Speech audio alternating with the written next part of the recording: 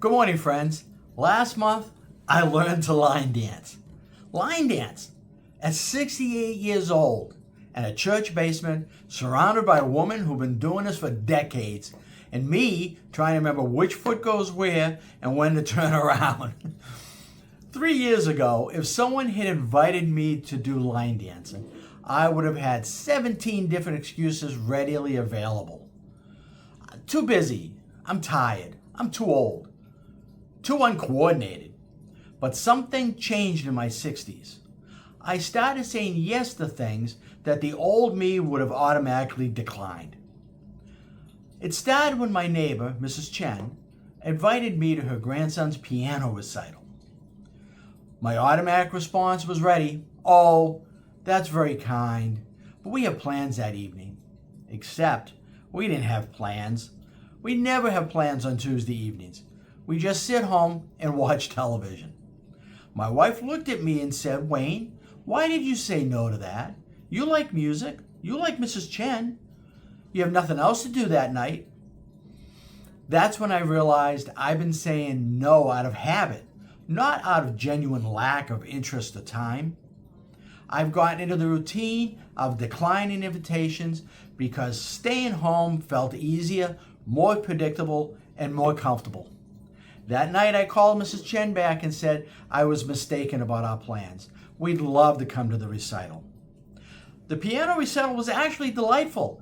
8-year-olds playing simple songs with complete seriousness. Proud grandparents beaming afterwards, everybody sharing homemade cookies and talking about the music. I left thinking, why have I been missing things like this? So I started saying yes more often. Yes to the community garden workday, even though I've never done communal gardening. Yes to the book club at the library, even though I was nervous about discussing books with strangers. And yes to helping with the church rummage sale, even though sorting through other people's belongings wasn't exactly my idea of fun. But I found that each yes led to discoveries.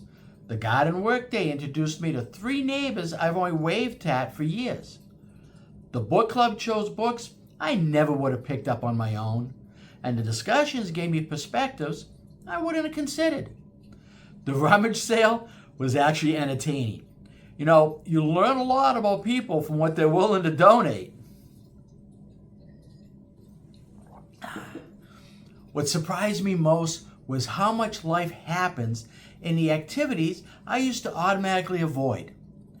Real conversations, genuine laughter, the kind of casual human connection that makes you feel part of a community instead of just someone who lives near other people.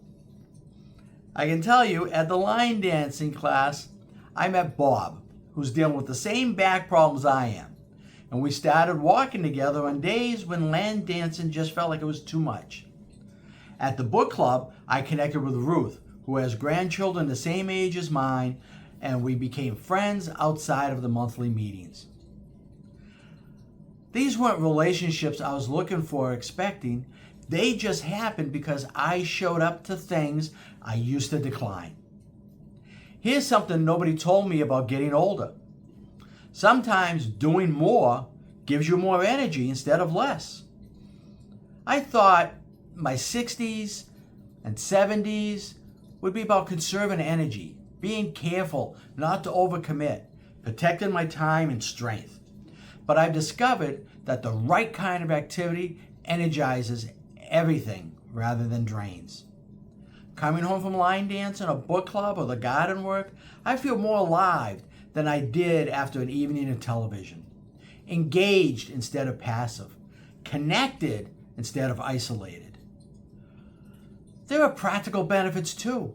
Being involved in the community activities means you hear about resources and services and opportunities that you wouldn't know about otherwise. I learned about a great physical therapist from someone at the book club. I found a reliable handyman through the gardening group. And I got recommendations for everything from restaurants to doctors. Now, I'm not saying yes to everything, just indiscriminately. I say no to things that generally don't interest me or that would overcommit me. but I've stopped saying no out of pure habit. Stopped assuming that staying home is always the best choice. I ask myself, what's the worst thing that could happen if I say yes? Usually the answer is, well, I might be bored for a few hours, but that's not a terrible risk to take. So folks, this week, look for an invitation you'd normally decline. A community event, a neighbor's gathering, maybe a class, something that you've never tried. But please, say yes to something small and see what happens. Next week, let's talk about something every senior recognizes, but we rarely discuss. The moment you first realize you're officially old. Until then, say yes to something that might surprise you. You never know what you might discover. Cheers, my friends, and see you next week.